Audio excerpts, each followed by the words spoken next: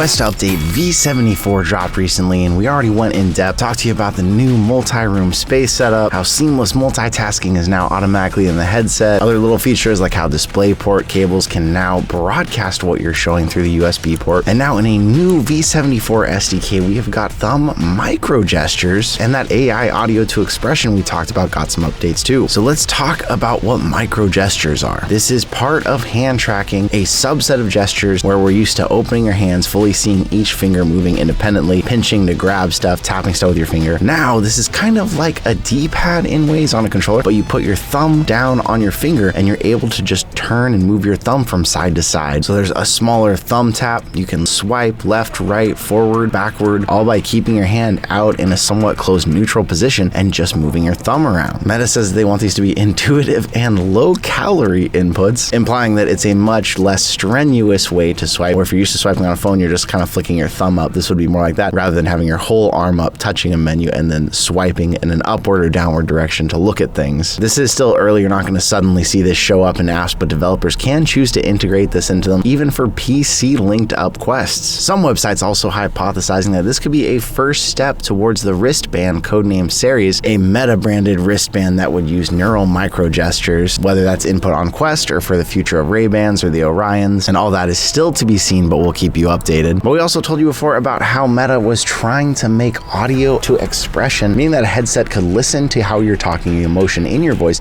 and try to translate that to face tracking, rather than having to have more sensors, more cameras, more expenses to have face tracking. And basically, Meta said that v74 SDK has also brought improved aspects, including emotional expressivity, the mouth movement, and even non-speech vocalizations. So maybe if you grunt, that's going to show up now on your face in VR. Amidst some of the confusion and animosity we've been reporting on lately about what's going on with the Meta Store, Meta's claiming that their monthly headset usage did increase 30% in 2024 still. They admitted that opening the store up and pushing Horizon Worlds did not meaningfully affect store spending though. Not a big surprise, as pushing Horizon Worlds means more people are getting in. We saw that game increase every month in the rankings of where it was at in top games. But that doesn't necessarily mean people are going to be spending more money playing that, and it might even be hurting developers when the store looks like there's games that are just rooms in Meta Horizon. Meta's director of games, Chris Pruitt, is currently at GDC and talked about some of the figures in the year. So the number of people who own and are actively using a headset is larger than it has ever been. And although platform spending actually increased 12% as well in 2024, what people are spending their money on and where in the store is really changing. We told you before that free-to-play apps are about 70% of time spent on the Quest,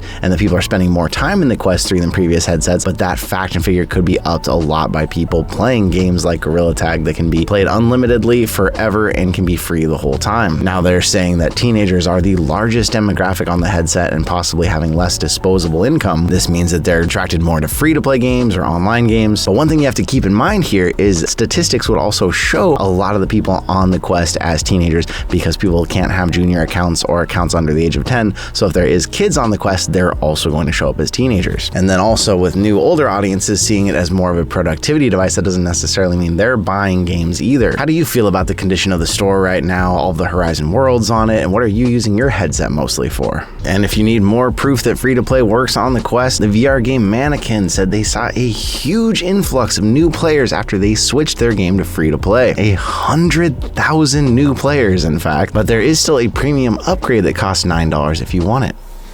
What?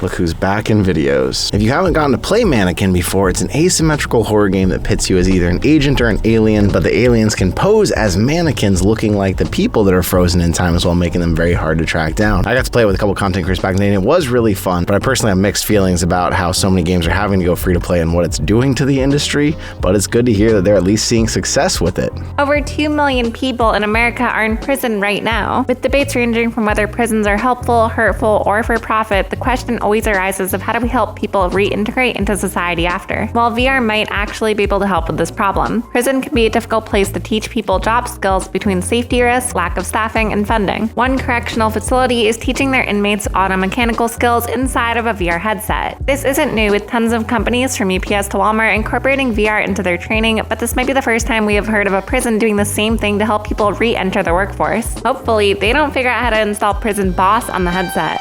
As much as we've been talking about new features coming to the Quest, we've also been having to talk about features being taken away. From Oculus Move, the fitness tracker that was built into the headsets, achievements recently, and now adding another to the list of things that the Quest has launched. If you were someone who got one of those D-Link VR air bridges back in the day, now in the new version of Windows, you might lose access to using it. D-Link was an early air bridge. This was supposed to be a wireless dongle that was very reliable and worked better than virtual desktop or AirLink, especially if your internet wasn't fast enough. It was an expensive add-on though, at $100. It was endorsed by Meta. Come on. So there's gonna be a lot of cat appearances in this video. Oh, there you go. But although this came out 3 years ago, it very quickly became outdated because it lacked 6 GHz Wi-Fi band support, and the newer headsets had 6E support even. It was unknown at the time whether this is Microsoft, Meta, the D-Link itself, or what caused it. But is anyone out there still trying to use one, and are you having problems if so?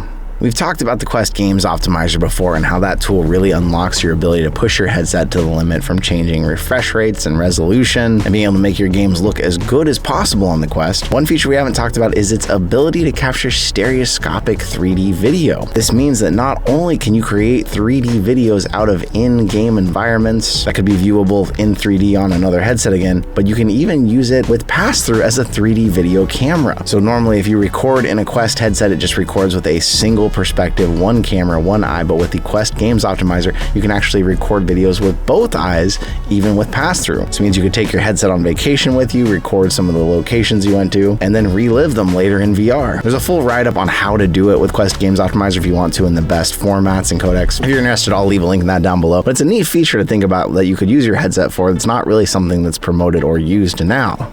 For a long time, the Quest talked about privacy and how even though you are looking at your environment in mixed reality and all around you, it had cameras on the headset, they said that all it sent to developers was the dot point tracking. So they'd have a rough idea what your room looked like, but really just translated through the little dots that the headset was using to track the room. Well, now Meta is releasing camera access for developers, meaning they could have access to your full camera. And we've talked about the possibility this is coming before, but now it looks like this is completely being released, and Meta is promising even more immersive MR games thanks to the decision. Now, as part of the SDK v74 and the pass-through camera API, Meta is providing access on the Quest 3 and 3S for the forward-facing RGB cameras, meaning full color pass-through is available. It's only for the Quest 3 and 3S, so if you are worried about this, the Quest 2 might still be a headset for you. But what do you think? Is this something that's a deal breaker for you in owning a headset? Have you been considering getting one? At this point, are we so used to having cameras and mics around, it's not really something you worry about? Let me know in the comments. And Meta continues to double down on Ray-Bans, making a new Meta and Coperni limited edition glasses for Paris Fashion Week. These are similar to the transparent ones we were given at Meta Connect, although they're darker, more smoked, and they instantly sold out already. Sorry if you were hoping to get some of these very expensive $550 editions. Well, they're already gone, but if you are interested in the Ray-Ban Metas, I do have a couple links down below I'll leave for you too. I'm finding mine very useful in traveling. The AI stuff is interesting if you're into that, but overall, I just love being able to listen to music wherever I go and take hands-free shots if I need to. So check out some links down below if you still haven't gotten a set and you want them.